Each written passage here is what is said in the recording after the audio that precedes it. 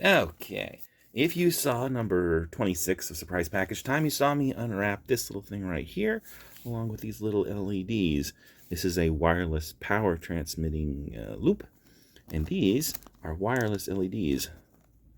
Now I went and spliced in the loop into a USB cable that was completely worthless. And now, let's see, powering up this battery pack, I can power up the LEDs. As you can see, once they get close enough to power, instant magic. I have a variety of colors inside this bag. But that's just the starting point. I also went and popped them inside of some resins. Here, I'll show a picture right now, and you can see how I use some toothpicks and blue tack in order to hang them inside of the resin as it was setting. And now you can see, well, there's a little blue tack still stuck in there. And some of that blue tack's going to be stuck in there forever. But the LEDs are set. So, now, little glowing faces. This one was a little off in its placement. This one was dead center.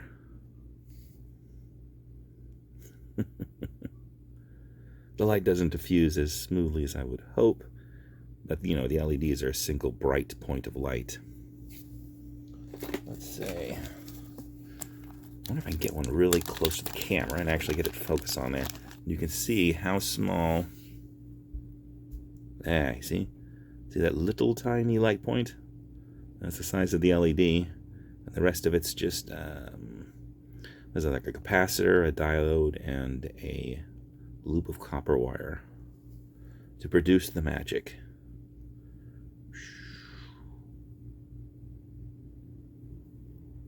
These things are about $1 a piece right now, although I guess if you get them in bulk, maybe you can get them for a bit less.